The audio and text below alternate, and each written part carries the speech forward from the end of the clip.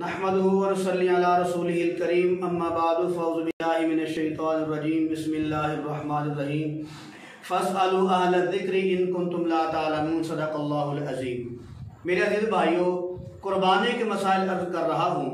आज का हमारा पहला मसला ये है कि बाएं हाथ के साथ कुर्बानी करना जायज़ है या नहीं, या उससे कुर्बानी सही हो जाती है या नहीं। मेरे अज़ीज़ भाइयों, बाएं हाथ से कुर्बानी करना ये खिलाफ सुन्नत है, लेकिन कुर्बानी हो जाती है। जैसे कि बहुत से लोग होते हैं वो बाएं हाथ से अमल करते हैं। बाल करवाने वाले, जो क्रिकेट मैच होता है उसमें बाएं हाथ से बाल करवाते हैं, वो दाएं हाथ से नहीं करा सकते। बाद बैट्समैन ऐसे होते हैं जो बाएं हाथ से क्रिकेट खेलते हैं, वो दाएं तरफ होकर नहीं खेल सकते। बाद ऐसे लोग हैं जो बाएं हाथ से लिखाई करते हैं, वो दाएं हाथ से नहीं लिखाई कर सकते। उनका बायां हाथ होता है ज़्यादा अमल करने का। ऐसे ही अगर कोई कसाई ऐसा है जो बाएं हाथ से कुर्बानी करता है, दाएं हाथ से वो कुर्बानी नहीं कर सकता, तो उसकी कुर्बानी जायज़ है, लेकिन खिलाफ सुन्नत है। सुन्नत अमल यही है कि वो कुर्बानी जो है जानवर को दाएं हाथ से किया जाए। लेकिन ये कहना कि अगर कोई आदमी बाएं हाथ से कुर्बानी करेगा तो उसका ज़बीहा यह है ठीक होगा कि नहीं होगा, तो मेरे अज़ीज़ भाइयों, बाएं हाथ से कुर्बानी करना अगर जो खिलाफ सुन्नत है, लेकिन उसका ज़बीहा जो है ये जायज़ और हलाल है। आगे मसला ये है कि औरत जो है अगर वो ज़िबा करती है तो उसका ज़बीहा हलाल है या हराम है। तो मेरे अज़ीज़ भाई, शायद ये पहले भी मसला हो चुका है कि औरत अगर जानवर को ज़िबा करती है तो उसका ज़बीहा हलाल है, उसको हराम नहीं कहना चाहिए, बल्कि ये गुनाह है उसको हराम कहना। औरत अगर जानवर को ज़िबा करती है तो उसका ज़बीहा हलाल है। आगे मसला ये है कि सर पर चोट मारकर जानवर को गिराना, सर पर चोट मारकर जानवर को गिराना फिर उसको ज़िबा करना, भाई ये बिल्कुल गलत अमल है।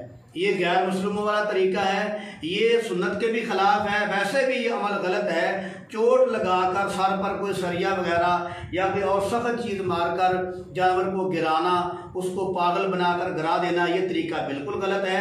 हाँ, जो जैसे कसाई करते हैं, टांगों को बांधा जाता है, उसके गले में रस्सा डाला जाता है, उसको गिराया जाता है, ये तरीका ठीक है। लेकिन सर में चोट मारकर ज़िबा करना ये तरीका बिल्कुल गलत है, ये खिलाफ सुन्नत है। आगे मसला ये है कि जो कुर्बानी का गोश्त है, जो कुर्बानी का गोश्त है, क्या वो शादी में इस्तेमाल कर सकते हैं?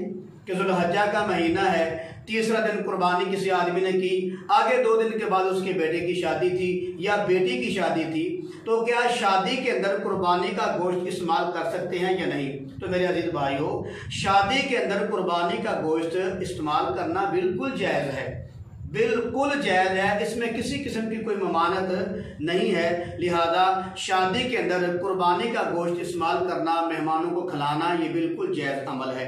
आगे मसला ये है कि जो कुर्बानी का गोश्त है, आगे मसला ये है कि ये जो कुर्बानी का गोश्त है गैर मुस्लिम को देना जायज़ है कि नहीं।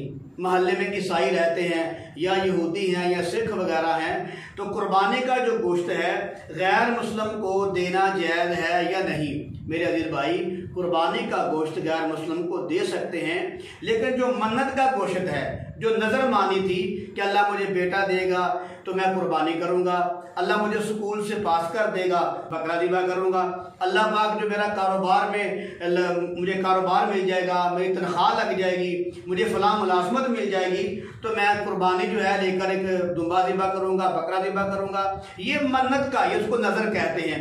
तो जो नज़र का गोश्त होता है, मन्नत का गोश्त होता है, ये ईसाई को देना, गैर मज़हब को देना जायज़ नहीं है। लेकिन जो कुर्बानी का गोश्त है ये गैर मज़हब को देना जायज़ है। आगे मसला ये है कि कुर्बानी की जो खाल है, जब तक ये खाल फरोख्त नहीं होती, ये गोश्त के हुक्म में होती है।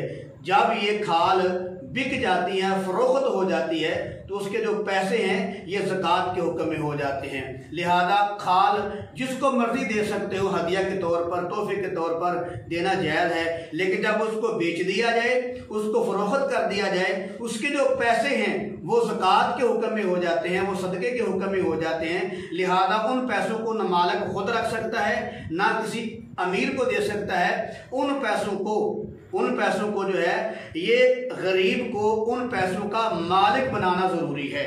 जब वो मालिक बन जाए गरीब आदमी, फिर उसकी मर्जी मस्जिद में दे, मदरसे में दे, किसी अमीर को दे, किसी गरीब को दे, ईदगाह में दे, जनाजे गाह में दे, फिर जायज़ है। लेकिन जो कुर्बानी की खाल बेचने के बाद डायरेक्ट पैसे ना मस्जिद के में वो लगाना जायज़ है, ना ईदगाह में लगाना जायज़ है, ना वो जनाजे गाह में लगाना जायज़ है। उन पैसों का गरीब को मालिक बनाना ज़रूरी होता है।